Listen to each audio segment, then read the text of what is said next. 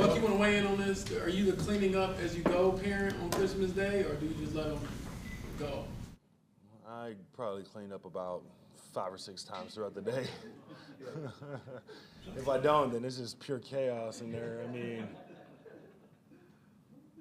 Plus, you still have little ones. Yeah, 4 and 2. Yeah, we clean it up because otherwise there's like a marble or something from one of the big kids' toys. Yeah, it's in their mouth. Exactly. Yeah, it's just and it's hard to walk around. You know what I mean? Yeah. Like the playroom just turns into the entire house. So. Yeah. You go against these guys all the time. What's your impression of Quinton Nelson? Yeah, Q. I mean, technician. You know, he's always working on his game. You know how he's gonna set, how he's gonna, what he's gonna do. You know, the technique he's gonna use in the game, he's gonna do it in practice. You know what I mean? Even if, say he gets beat in practice off the technique he's gonna do, he's gonna continue to do it because that's how he's gonna set on a certain guy or whatever it is, and that's what I that's what I like about Q and going against him every day. I mean, he's going to do his thing, but if something works against a certain guy, he's going to do it, in practice. And that's what kind of how I like to do, approach the week. If, a certain move that I do, if I know that it works against a certain guy, you know what I mean? I'm going to practice and make sure I get that rep in practice and do it in practice because I know in the game I'm going to do it. I might not win it and do it, and it might not win in practice, but I know it's going to win against the guy that I'm going against, and that's what he does. As a player can I don't mean to diminish guards, but can a guard have that type of an impact on the offensive line, on the offense, and on the team? Oh, definitely. You can an offensive guard could be a tone setter. Obviously the quickest way to the quarterback is inside, you know what I mean? And getting pressure in his face and not allowing him to step up into his throws. That's the easiest way to take over a game, from the interior pass rush. And I feel like Q has just been dominant, over his career. How do you handle scoreboard watching and knowing you need help? Are you someone who's going to tune into those games on Saturday? Are you going to check the scores, or is it just kind of out of sight, out of mind? Yeah, honestly, it's kind of, for me personally, it's kind of out of sight, out of mind. I mean, I just know we gotta handle our own business. You know what I mean? And at the end of the year, or after these 2 weeks, however it shakes out, it shakes out. You know what I mean? We get some help and we get in, great. If we don't, I mean, that's on us. It's shame on us. You guys are gonna be on a plane for part of it too, right? Probably. You said what? You guys are probably gonna be on a plane for part of those games, right? Probably, yeah. Is it tough if you have teammates who are watching? No, I mean, it's the nature of it. You know what I mean? Obviously, everybody wants to get in. Everybody approaches it a different way, has a different mindset about it. And me personally, I just try to control what I can control. You know what I mean? That's the kind of the world I try to live in. Being able to control the things I can control, and everything else, I mean, I gotta give it up to God, put it in His hands. How do you feel like the pass rush has been this year? I know obviously early in this first half of the season, you guys had a lot of guys out. Mm-hmm. Do you guys feel like it's been what you guys wanted it to be? I know we can definitely, we obviously have games where we wish we've done more, and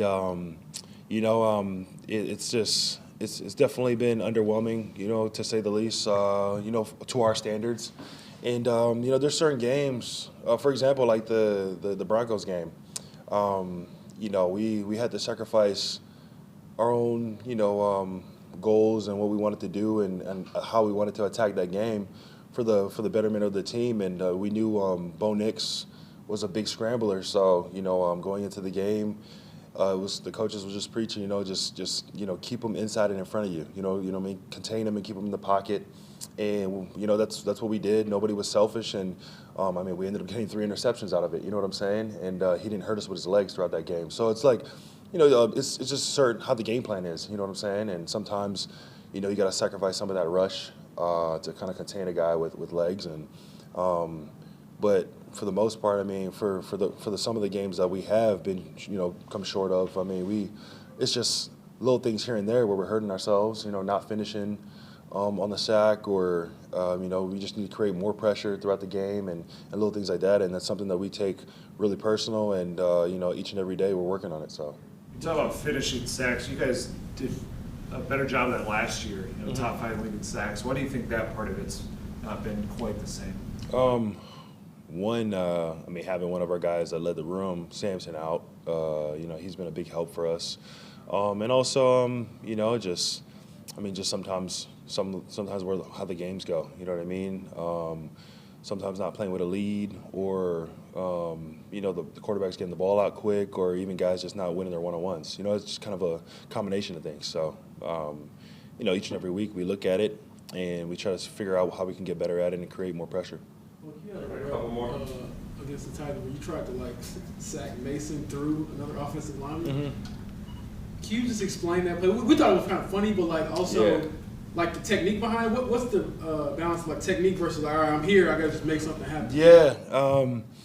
We had a blitz, and I'm doing a stunt, and I'm going into the center, and I just felt him walking backwards. So if I'm not breaking stride and I got the guy on his heels, you know what I mean? At some point, sometimes the coach will talk about escaping and getting off the block, but it happened so quick. He was in Mason Rudolph's lap, and I just saw him right there. So I kind of just tried to grab him, wrap him up through the offensive lineman, and he was fortunate enough to get the ball out. So it was kind of at that point I just got to make a play. So yeah. You ever sacked a quarterback with his offensive lineman?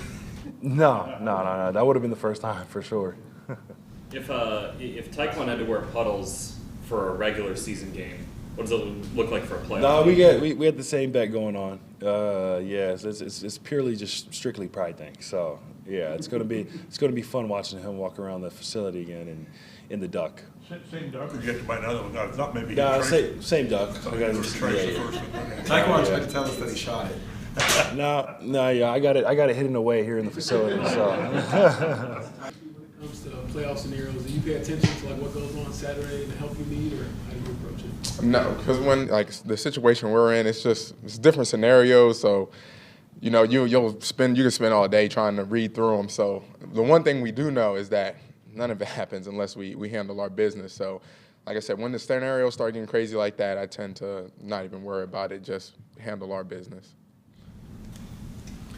How are you feeling? Now that we're close to the end of the season, obviously you had the ankle sprain early, but you carried a pretty big workload. Yeah, whenever you can feel like this towards the end of the season, I'm feeling pretty good. It's always a blessing. It's tough to get to this part of the season feeling like this. I know we had the late bye week, so sometimes that could be a blessing and a curse. If you can get to that bye week semi-fresh and then, recover, rejuvenate during that bye week, it can work wonders, and you guys can kind of roll the rest of the season. So that's the tough part, though. When you got a late bye week, you don't know how you're going to get there, and you just try to get there in one piece. You've always been a guy who's, prevention, everything during the season. Now that you've got the ankle thing, is that you just paying special attention to it a little bit? You always want to just try, because it's always going to be different, especially when you get surgery. That's something you've always heard from a lot of the older guys is it's going to change. It's going to be a little different. So you always want to just make sure you're staying on top of the strength work, because it's going to be different. Your movement may be a little different, so you have to just make sure you continue to work on that strength. JT, how do you explain to people Quinton Nelson's impact? The Quinton Nelson's impact is kind of like, the saying, there's, two things for sure, death and taxes. There's a third thing, is that Quinton Nelson is going to be an excellent player on the field every time he steps on the field. I told some of the anytime backs come in, I always tell them, listen, when in doubt, 5-6 will take you to the light. But what he does, his preparation throughout the week, what he does in the off season, his routine in season, and he's a true professional, and it shows week in, week out, and year after year. So I'm just thankful, and I'm glad that I'm on a team with him. Is it strange that he's almost always the first one there to help you up, whether it's 3 yards or 30 yards down the field? Exactly. And that sometimes you go back and you watch the film and you're like, okay, well, when did he start taking off? When did he start running? How is he always one of the first ones around me when I'm getting up off of the ground? But that just shows the pride that not only has in his work, but protecting his backs, protecting his quarterback. So, like I said, he's a true pro. I'm glad he's on our team. Anthony said a couple of weeks ago that you and he are just kind of scratching the surface on what you can do in the run game. Was Sunday sort of what that could look like? Definitely. Being able to continue to build on that, grow with repetitions in game, and being able to just feed off of one another, I think it's going to be huge going forward. You You guys have a game like that, it's obviously catches some attention of defenses. So what needs to happen when teams start stacking the box to stay productive? Well, number one, we're going to have to be on our alignment, assignment, and technique. Number one, if you're not playing clean football, then you already put yourself at a disadvantage. But then we also have to find ways to make plays. There are going to be times where there's a one-on-one, and we have to win. At the end of the day, it's 11 on 11, and there's always going to be one left. So at the end of the day, if they begin stacking the box, it's going to start coming down to us winning our one-on-ones, but then also being creative as well. Good. JT, I believe you're number 2 now in team history as far as rushing yards, one trailing, I believe, Edgerrin James. So what does that mean to you? You know, a lot of great backs have played here. Like you mentioned, I mean, the list of guys who've played here and put the horseshoe on is it's pretty staggering. So huge shout out to Edge. He's put in a ton of work here. I mean, obviously you guys know the impact that he's had on and off the field here. So to just be mentioned with him and as well as those other guys and to be number 2, it means a lot. And you just kind of want to strive to keep working. Like I mentioned, a lot of those guys here that played here, you've seen the work and the dedication that they put in on and off the field. So you want to just try to continue that lineage. And almost just like back at school at Wisconsin, I mean, they had a lineage of running backs, and you just wanted to try and keep the standard. Can you catch him? I don't know. He put in a lot of work. That's what I strive to do every single week, every single game is try to help our team win games, because at the end of the day, I know that was his main goal, and then look where it took him. This just popped in my head, but the way Derrick Henry's playing this year, kind of after everybody thought, his best days are behind him, what does that do for the rest, like for you as a running back, For me, I admire it, because playing the running back position, you understand how tough it is. And I just truly hope that people understand and realize what they're watching right now with Derrick. I mean, the things that he's been able to do year in and year out, carrying the load and playing at a high level like that is something special. So I just hope that people realize what he's doing right now and don't miss it.